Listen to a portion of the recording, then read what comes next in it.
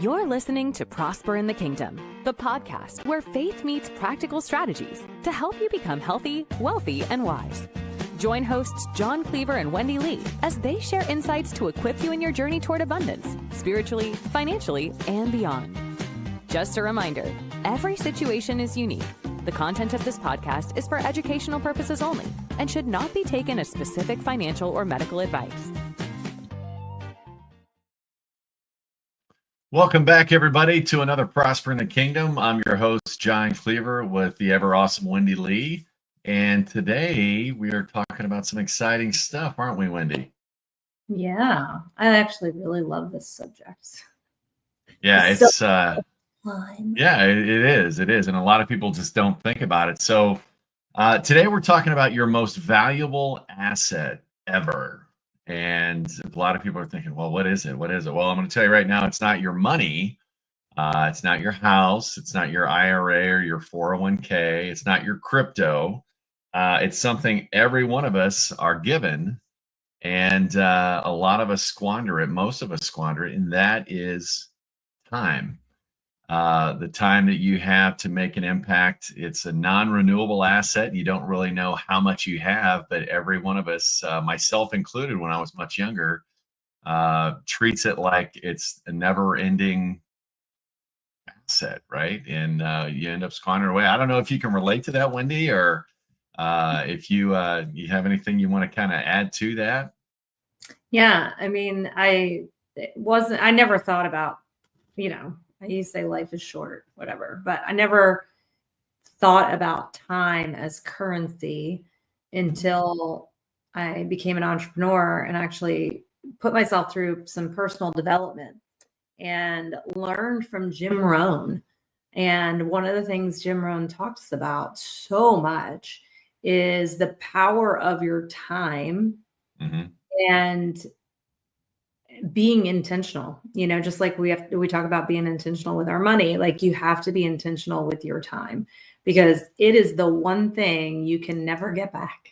When a minute is gone, it is gone forever. You cannot buy back more time. Yeah, literally. And that's so true. That's so true. And you look at it from that standpoint. And I remember when I was young, and I think most of us go through this, especially when you're a kid, and you think you have so much time left, and the summers drag, or, the summers go by so quick, but the school year drags and stuff like that. And, the work week drags, living for Friday, and then the weekends blow by. I mean, it's, the funny thing is, it's all perception. And, bottom line, we're all given the same 24-hour day.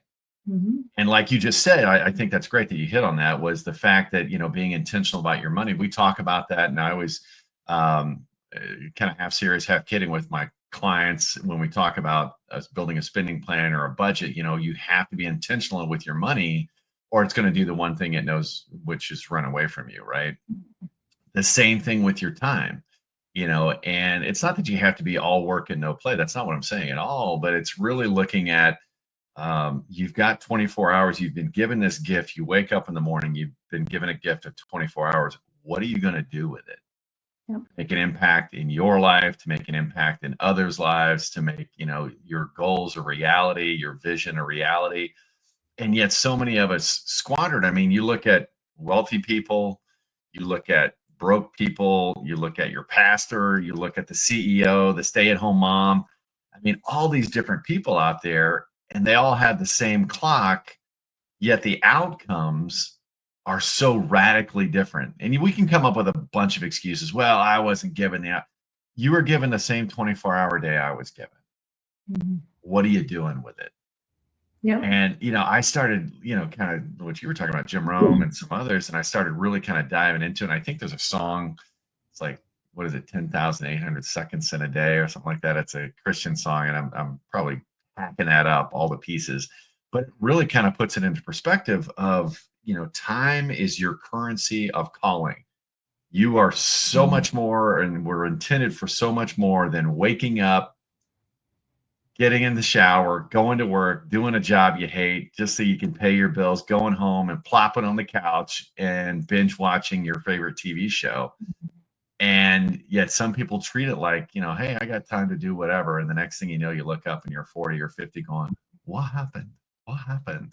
Yeah. right? I don't know. Can talk to me? Talk to me. What do you think Yeah. about all this? Well, I think just like anything, right? Just like money, you can invest it or you can spend it. And so with time, you can invest it or you can spend it. You can, and what I mean by that is like investing your time is, you know, we could talk about business, different things with your kids, whatever, but it's where you're putting value into the time you're spending that can multiply other areas of your life, you know, or you spend it just on, man, how much time is spent on distractions on cell phones right now or video Games. Yes. like um or just distractions in general, back to Jim Rohn, one of his quotes, he says days are expensive. When you spend a day, you have one less day to spend, right? Like you don't get more. So make sure you spend each one wisely. And that time is more valuable than money, because you can always get more money, but you can never get more time. And, thinking about some very, very beginning of like even thinking about this awareness around this was somebody talked about like Tony Robbins and you have the same 24 hours in a day. What's the difference? Right. And it's like, it's because they invest their time. They're like, let me lean into where I'm skilled and where my time has the most value, and leverage, others with, people, resources, systems, whatever, to buy me back, right? You can't buy more time, but you can, something as simple as, business person really busy and you pay someone to mow your yard or clean your house, right? Because that's hours that instead of spending doing that, you could be like, if you're a busy executive that never sees your kids, right? Don't make it where you have to come home and do all the housework and still not spend time with your kids, because your time with kids is more valuable. So pay for someone to do that so you can spend more time with the people. Well, and that's the reality of it too. And I know, coming from lower income, growing up in a lower income household, it was always kind of do it yourself, DIY, fix it. And so I struggle with that even to this day. Still struggle with paying good money to somebody to do something I could do for myself, right? But when you start looking at the big picture and the perspective of it, really kind of carving that out and looking at what should I be doing with my time? And, kind of the first area I want to talk about, and we'll get to you made a good comment about you and Tony Robbins have the same day. What's the difference? And there's some excuses we throw out, but, number one, looking at what can I be doing with my time? Well, focusing on wealth building, right? What does that mean? Like this past weekend, I was working on a cabin, I've got some work I've been trying to do to it, and I'm blocking it out and doing it. And I was sitting there doing caulking. I hate caulking with a passion, but I was doing it, right? Because I'm like, hey, I got to get this done and da da da da da. And I'm sitting here thinking about, hour two into the caulk session. I'm like, why am I doing this? I'm like thinking of all the things I should be doing in my business and stuff like that. I'm like, I should be doing that, not this. I mean, this is, like you said, this is work that I could be paying somebody else who that's their business. And I can be focusing on and maximizing my time. So that was kind of a lesson learned. But, in building wealth, let's get practical. If you want to build wealth, you've got to stop saying, I don't have time. Somebody approaches you for a side business, you got to stop saying, I don't have time. And let's face it, wealth is not built during your 9 to 5. Okay. You doing your day job, your 9 to 5, it's built in your off hours. Your 9 to 5 pays the bills. Your off hours is where your wealth move starts happening. That's what I did in my business and starting to build it. I had a job. I had sports I was doing with my kid. I was intentional about spending time with my kids, but I made a point to carve out time to start building wealth, whether it's creating passive income, and I know you've done the same. And you look at that, that's biblical too. So, I want to dive into that a little bit. Proverbs 13:11, wealth gained hastily will dwindle, but whoever gains little by little will increase it. Again, little by little, starting to build and take those steps on building it. So, over the course of the past, when I first started working on my company, I had a job that I was working literally 50, 60 hours a week, right? And I started this side thing, and now it replaced my job, but it took me a while to get up and doing that. It wasn't instant. It wasn't just add water and poof, you've got a business. It wasn't one of those get rich quick schemes, because there is no such thing as a get rich quick scheme, folks. You've got to, you've got to lay the foundation, build a plan, and put the time into it. But that's the key. You've got to carve out that time and be intentional using your calendar. Everybody has, if you've got a Gmail account, you've got an awesome calendar tool. Use it. Yeah. Yeah. I live by my calendar. I love my calendar. And one thing I wanted to, you and mention Proverbs, there's another scripture, Ephesians 5:16 says, redeem the time because the days are evil. But that word redeem means to buy back. So to treat your time like it's costly. And I just love that just mindset. Treat your time like it's costly, because it is. And what better way for the enemy, the devil and his demons, to destroy what could be an incredible future, ministry, lives impacted, all the things you're called to do, if like the enemy doesn't have to turn you into some hellacious sinner, right? The enemy just has to keep you. He knows for Christians, your soul's already bought with a price. Okay. So he can't have the soul. So what does he want to do is provide distraction for you to not be on track. And I'm preaching to myself right now too, to not be on track for the things that he's called you to do. I mean, I know I've had prophecy spoken over me of these things that I would accomplish in my life. And I believe them to my core, but I have to self-reflect sometimes and go, am I really doing the work? Because God's not going to just drop something in your lap that you're not working for, that you're not building for. And so is God really going to bring that if I'm wasting time scrolling social media or, playing games on my phone? Like that's where we've got to be intentional. And just like we say, you have to steward the money God's given you, you've got to steward the time he's given you as well. Yeah. And that's so true. That's so true. And focusing on, okay, I've got my wealth aspect. The second thing, and you mentioned it earlier, was talking about, the side hustles. I found a side hustle, and, a lot of people go out and say, hey, I need to make some extra money. It's tough on a single income to make ends meet, especially if you're younger, starting out. So a lot of people pick up an extra job. They'll work at a Lowe's on the weekend, or some big box store, or retail during the Christmas, things like that. And that's the right idea. I think it's the wrong tool, and really looking at how can I exponentially, what's the end game for that side hustle? If it's just to make a couple of extra bucks, there are so many ways to make money. Prosper in the Kingdom, for example, our format, our company, not the podcast, not the YouTube channel, but the actual company itself, we've got 5 different ways that our team is earning income. And the majority of them are passive.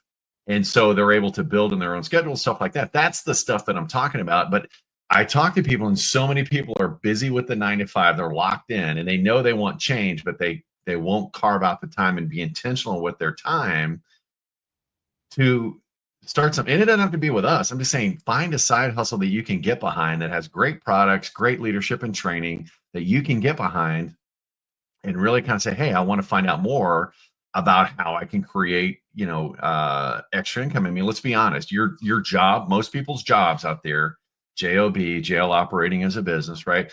That wasn't their dream that they had when they were younger. If you're working in a cubicle, yes, when you were 15, 16, what would you like to do in life, little Johnny?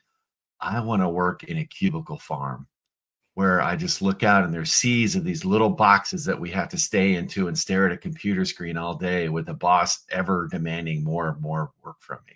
Nobody ever had that dream, right? And, I'm being a little facetious there. But it's something that, the job isn't providing you extra time with your family. It's probably not providing you extra money. Are there ways for you to earn extra money this year? Maybe, probably not. Right. And it's freedom, but why do we settle? Well, we start off little compromises here and there, and looking at, okay, well, I'm just going to do this. I'm going to put my dreams on hold, and I'm going to take this job to pay off student loans or whatever the case may be. And the next thing you know, we meet somebody, you start having kids, you got to pay for that too. And it's like, what happened? I'm 45 now. I'm 55 now. What happened to my dreams? Right. And then we get so busy, and it's like at the end of the day, I don't have time. I don't have time. And that's BS. And I'm going to call it for what it is. You've got 24 hours. Everybody has. Knuckle up, brush the dust off, and let's get serious about going after your dreams and your goals. So I'll get off this pedestal there, the soapbox or whatever. Using the excuses that I have no time is it's bull. Okay. You started a side hustle while working a full-time job. So did I. I was like, I'm on the road Monday through Thursday. At night, I can sit and watch Netflix, or I can build a business. Boom! Thank you. Preach it. Business, right? And if you take 3 nights a week, right, a few hours, 3 nights a week, 12 hours a week total. In the next 3 months, you can totally turn your life around. Yeah. I mean, you really can build something. Yeah, it's amazing. And there's what I've found out being an entrepreneur, there's so many ways to create revenue or additional revenue for people, but they won't do the work. They want to sit and just kind of, well, it's good enough. My life is good enough, mediocrity, right? And that is what the enemy attacks us with. Hey man, you got a good life. Why stress yourself out and do more? And that's the stuff that we listen to. Some people, hey, I get it. I'm gonna level up, whatever the case may be. But it's crazy out there. And Deuteronomy 8:18. Write this down, folks. Deuteronomy 8:18. God gives you the power to get wealth. There you go. It's there. But that power comes through what? Through stewardship. Not stewardship of just your money, but stewardship of your time, through movement, taking action, right? Taking action. And through execution, making it happen, putting a plan together, carving out the time, and making it happen a little bit at a time, just like working out. We talked about the whole point of this is to help people get healthy, wealthy, and wise. The healthy part, I had AI. I don't have a lot of time to work out. I don't like to work out. Nobody does. Some of you do, and that's great. Kudos to you. But I'm like, I want to get in and out in 30 minutes. Here's the equipment I have in my little home gym. He designed a workout 30 minutes. I can do 30 minutes. That's not even a TV show, right? So rather than watch Netflix or whatever. And here's the cool part. I put a TV in my little workout room so I can actually walk while I'm working out, listen to it in the background or whatever. So yes. And here's the thing. A lot of people, well, I don't know how to do that. I don't have a degree in that. Let's be honest. College has become a freaking business in and of itself.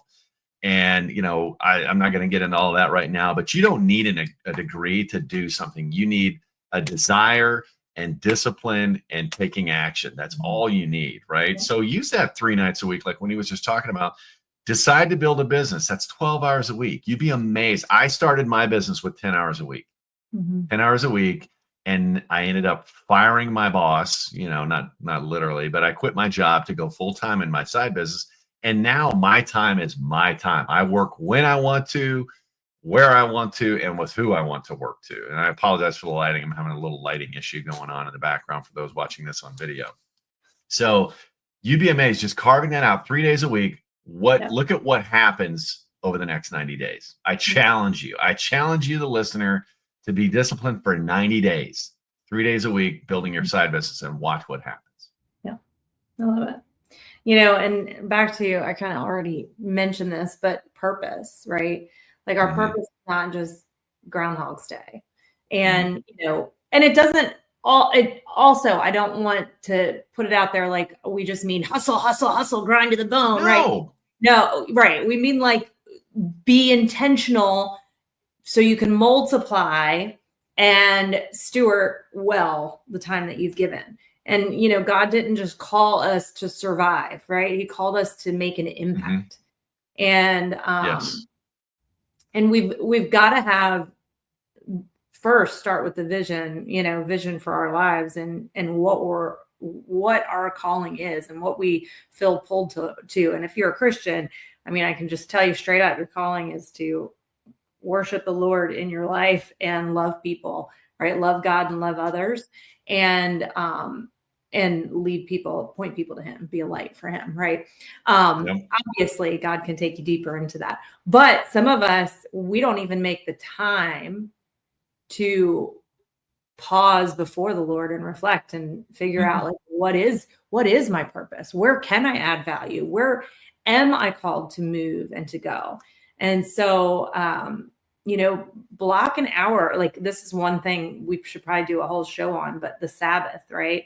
Like, now I know that's Old Testament rules and whatever, but there's a reason that God made the world in 6 days and rested on the seventh. We should, take that wisdom and say, we need to rest. And I actually put this in my calendar, and I haven't fully initiated it yet, but I want to do one day a week, at least one day a month, that I'm 100% electronic free and completely unplugged.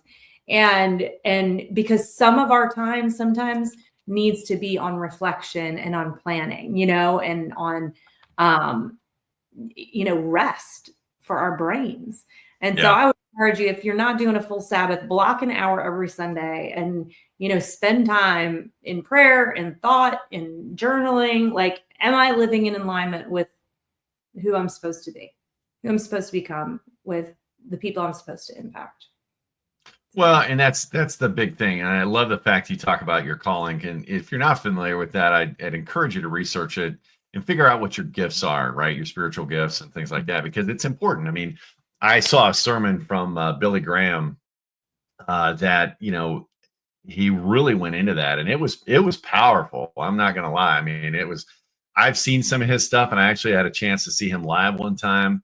But this sermon was really talking about, what your calling is. And it was not to get a 9-to-5 job and fill a position, because we get distracted on that, and then we get paycheck from that, and then we just start buying stuff from that. And that's not your end all be all, guys. And so it's really critical that you kind of figure that out. We'll actually put a link to a free, we have nothing to do with it. But it's a free link to kind of figure out what your spiritual gifts are and stuff like that, and really kind of start heading in that direction. And that's really, my dad always told me this. He's like, John, he goes, if you never want to work a day in your life, figure out what you're passionate about, what you love to do, and figure out a way to get paid for it.